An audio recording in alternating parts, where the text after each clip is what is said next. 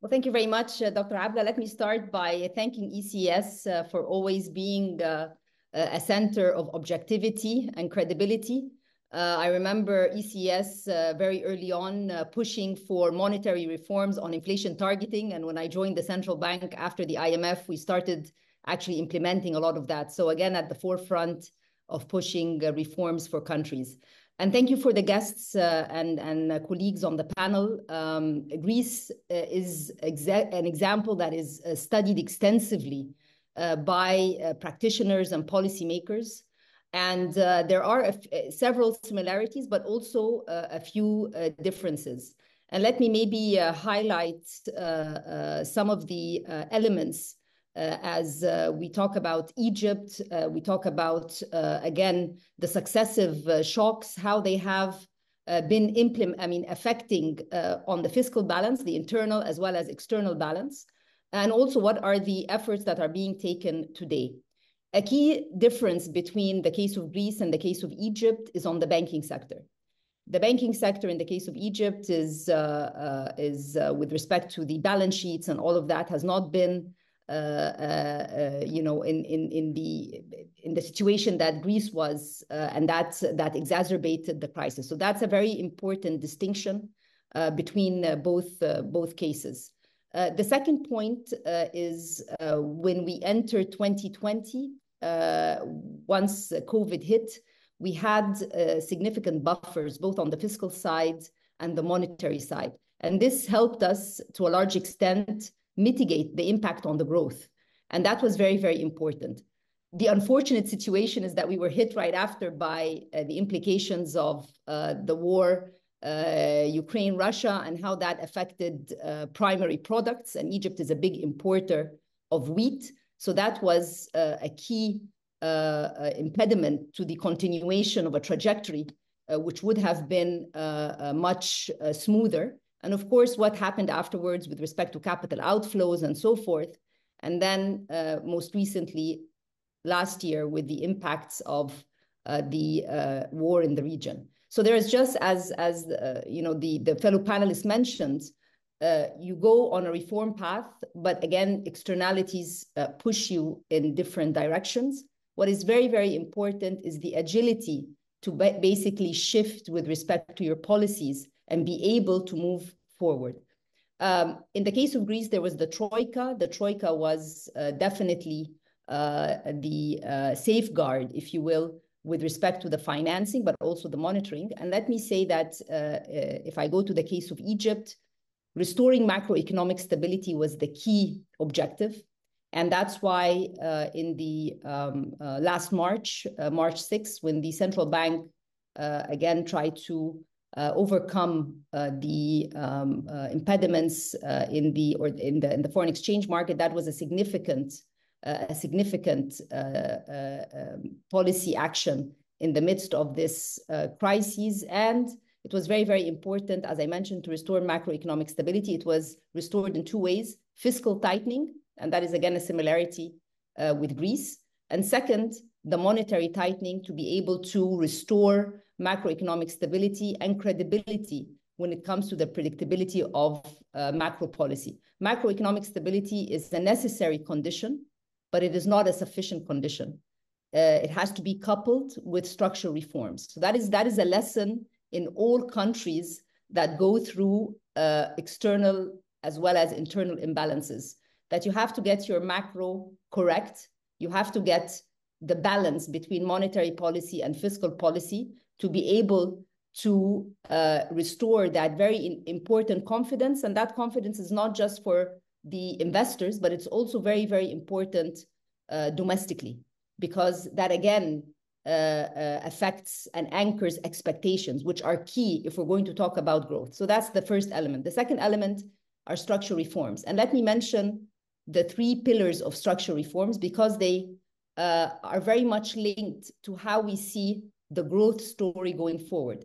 In the opening remarks, it was mentioned the relationship between Egypt, Greece, and Cyprus when it comes to energy. So energy for us is key.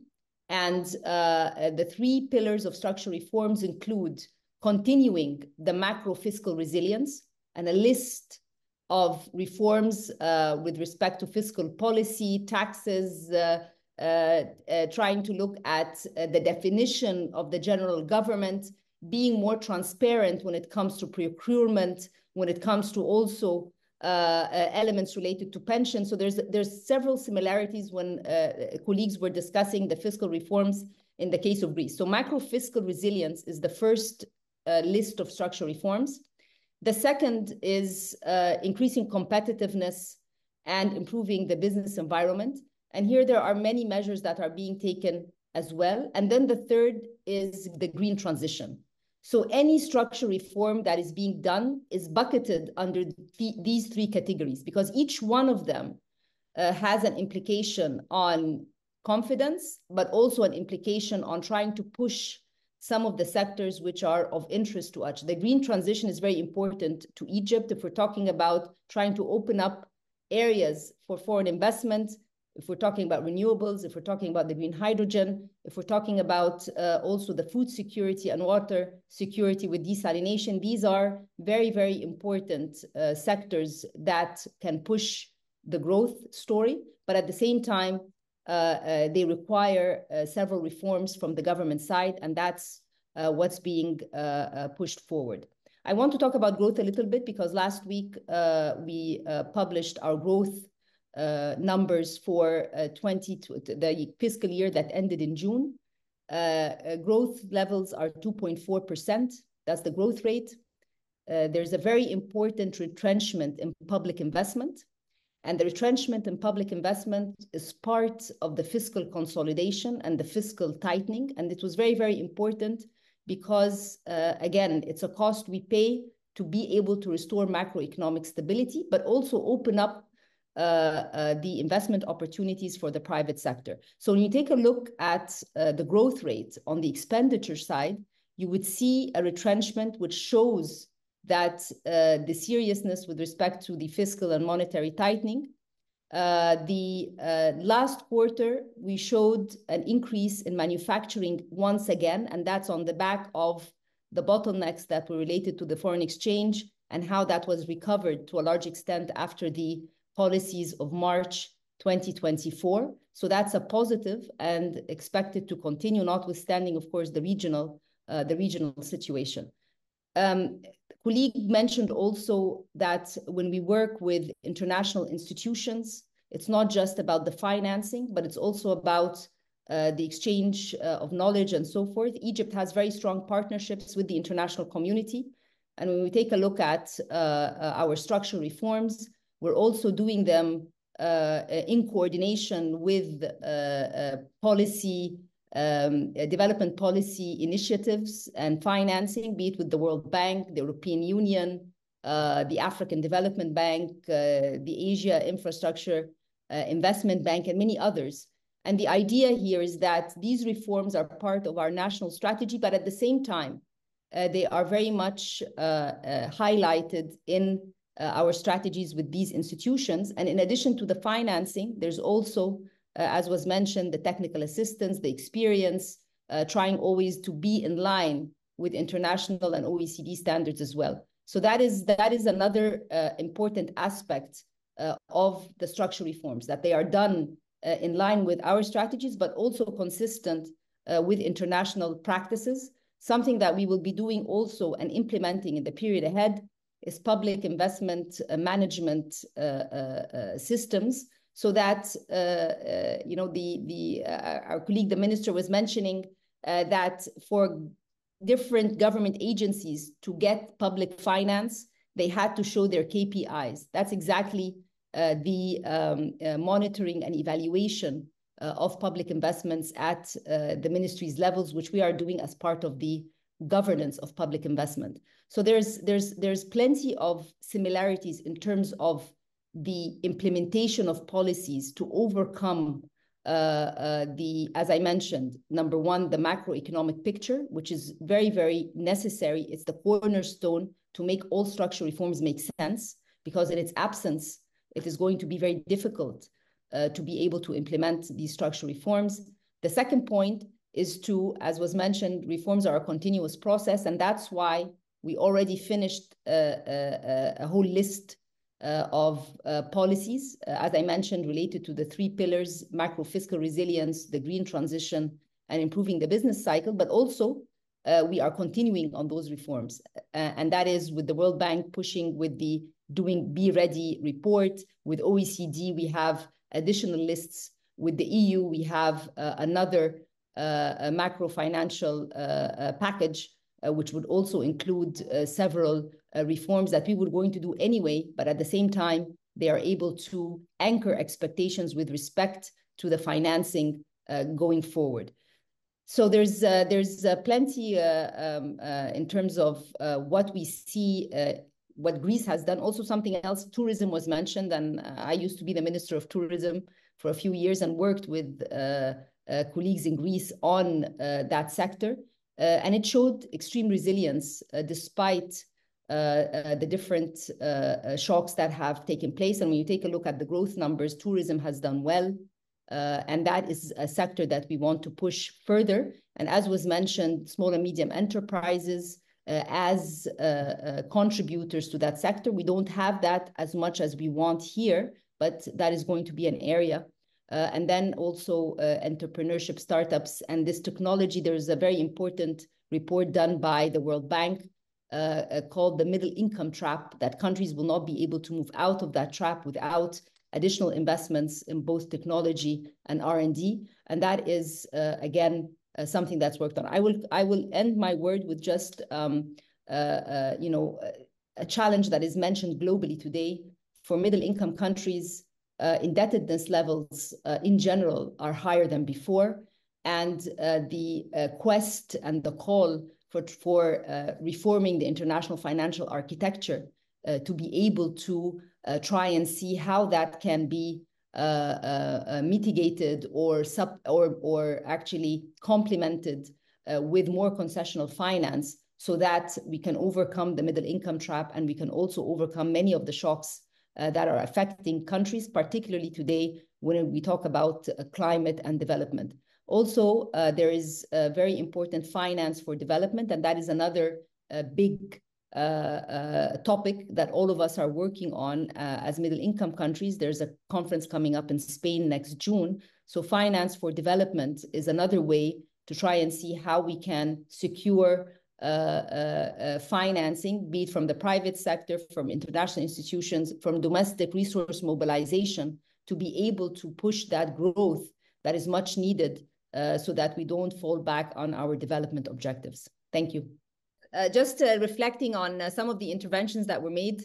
First, with respect to the IMF and how to use the different documents. The merit of having an IMF program, despite all the difficulties, is that there's a report that is always issued with the macroeconomic framework, and also a very close accounting of everything that's taking place. And this is really very important for the public debate. And I think everybody in the room can agree that over the past 24 months, there has been an elevation in the debate that takes place, in the discussion around what government should do, what measures should lead to better outcomes. So I think the lively debates that are taking place, and very, very articulated comments from think tanks, from journalists, from the public in general, I think this is something that is taking place, and definitely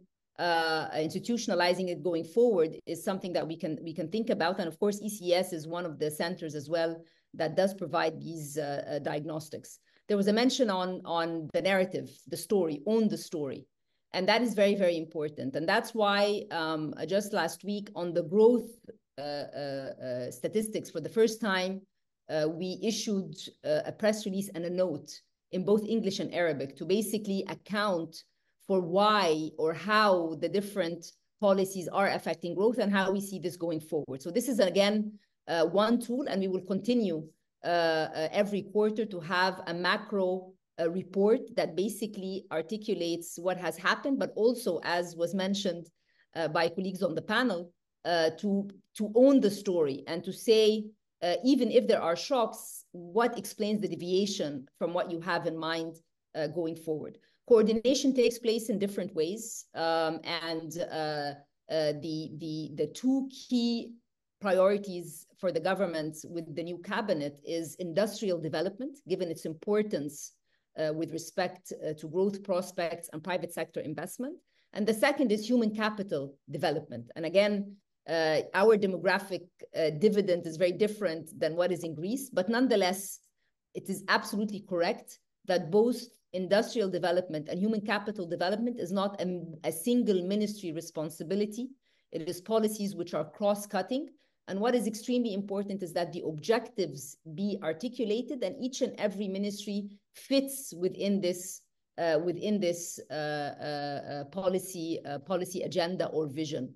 Us as Ministry of Planning, Economic Development and International Cooperation, and I want to emphasize the word economic development because it really is a cross-cutting or a common denominator across trade policy, investment policy, industrial policy, human capital, etc. And so there is, at the government level, different institutional frameworks for this collaboration. And I have to say that the Economic Committee, which was recently with the cabinet change reconfigured, there is a lot of synergy in the messaging, in the policy direction, and also working collectively to ensure that the objectives on the fiscal side, on the monetary side, as well as the drivers of growth are better articulated and mentioned more explicitly. I can go on many topics, but I look forward to maybe visiting ECS at a later stage with a detailed presentation on all of the reforms that I was mentioning and how we see their impact going forward. But again, as it was mentioned, it is up to us to basically take benefit of many of the reforms that are taking place. They are not easy. They are very tough, but at the same time, they're the only way to ensure macroeconomic stability, but also push the structural reforms that are needed for growth and for private and foreign investments. Thank you. And of course, technology transfer.